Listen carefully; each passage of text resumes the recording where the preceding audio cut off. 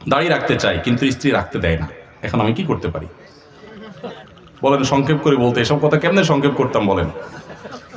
স্ত্রী যদি দাড়ি রাখতে না দেয়, কি বলে স্ত্রী? স্ত্রী বলে, দেখো তুমি দাড়িটা রাখিও না, কারণ তুমি দাড়ি রাখলে আমার কাছে ভাল লাগে না, কিরম খেত খেত লাগে, চাচা চাচা লাগে, আমার শরম লাগে, তুমি দাড়ি রাখলে আমার কাছে ভাল লাগে না, এই তো বলে স্ত্রী।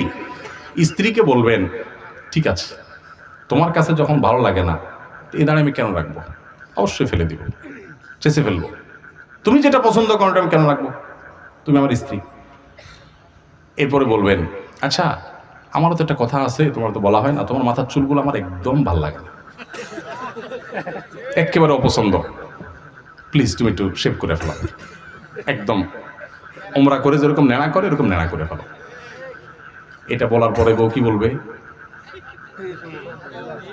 পরের লাইন কি হবে বলেন? বউ বলবে, সব ঠিক আছে তো তোমার? মানে মাথা কোনো সমস্যা হয় নাই তো? তোমার তো ডাক্তারের কাছে যাওয়া দরকার, মানসিক ডাক্তার দেখান, তো পাগল হয়ে গেছো, মেয়ে মানুষের চুল চাচ্ছে বলতেছো, তুমি তো পাগল হয়ে গেছো। এবার বলবেন, শেষ হয়েছে তোমার কথা? যদি কি শেষ কি হইব? তো বলবেন যে আমি তো ওইটাই বলতে চাইছিলাম।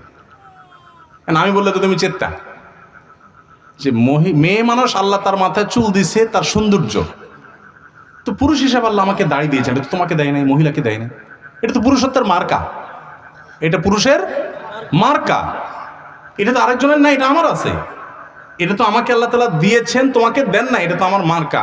এখন তুমি আমার মার্কাই দূর করে ফেললে তারপর তোমার কাছে ভালো লাগবে, তো তোমার মার্কা আমি দূর করে ফেললে আমার কাছে ভালো লাগুক, সেটা তুমি মানবা? সেটা যেহেতু তুমি মানতেছো না, আমার ডাক্তারের কাছে নিতে চাচ্ছ, তো তোমারও ডাক্তার কাছে নেওয়া উচিত।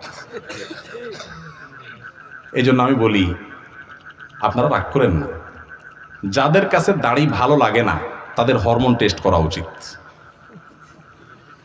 তারা আসলে পুরুষ না মহিলা।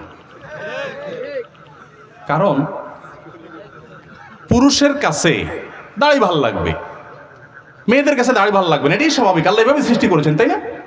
এখন পুরুষ হওয়ার পর আপনার কাছে দাড়ি ভালো লাগতেছে না, অথবা কোনো মেয়ে মানুষ সে পুরুষের মুখে দাড়িটা সহ্য করতে পারতেছে না, তাহলে এটাকে আসলে মহিলা কিনা এটা টেস্ট করা দরকার, এটা হরমোন টেস্ট করা উচিত। ভাইরা আমার, আপনারা রাগ করবেন না, আল্লাহ তাআলা এই দাড়িটা পুরুষকে দিয়েছেন, মোষটাও পুরুষকে, এই জন্য মোষ একটু একটু ছোট ছোট থাকতে হয়, আর দাড়ি লম্বা রাখতে হয়, এটা আলামত। আর মেয়েকে আল্লাহ দেন নাই, অন্য সব কিছু তারও আছে, আপনারও আচ্ছা, এটা আপনার আলামত, আপনি আলামতই চেঞ্জ করে ফেলতে চাচ্ছেন। আপনি তো ওই যে 2 নম্বরটা বাইরে হচ্ছে না, কি ট্রান্সজেন্ডার, এটা হইতে চাইতেছেন। আপনি যে মনে মনে ওই যে কি শয়তানি না আছে, সমকামিতা প্রতিষ্ঠা করার জন্য এক নতুন শয়তানি শুরু হয়েছে না? শিক্ষিতরা আমাদেরকে বুঝাতে চায় হুজুরদের মাথা বুদ্ধিশুদ্ধি নাই, এগুলো মানসিক সমস্যায়, মানুষগুলোর প্রতি সিম্পাথি দেখানো দরকার, মায়া দেখানো দরকার। আরে ভাই, বেচারা অসুস্থ, তারা ট্রিটমেন্ট করা দরকার, ট্রিটমেন্ট না করে আপনি সেটাকে স্টাবলিশ করতে আসছেন।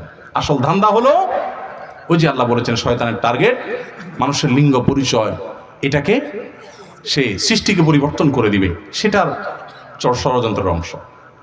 এরা কতটা অ্যাগ্রেসিভ আপনি কল্পনা করতে পারবেন না। এজন্য চায়না এবং রাশিয়ার মতো দেশ বলেছে এরা হলো জঙ্গি এবং সন্ত্রাসী, এরা পৃথিবীতে অ্যাগ্রেসিভলি এটা সব জায়গায় ঢুকাচ্ছে, আমাদের পাঠ্য বই না শুধু, সব জায়গায় ঢুকাচ্ছে, শুধু আমাদের দেশে না, সারা পৃথিবীতে পুশ করছে গায়ের জোরে জোরে।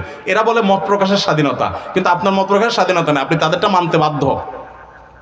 এরা সেভাবে পুশ করাচ্ছে। তো যারা দাড়ি দেখতে পারে না, আমার কাছে তো সন্দেহ হয় যে এরা আসলে কি পুরুষ না মহিলা।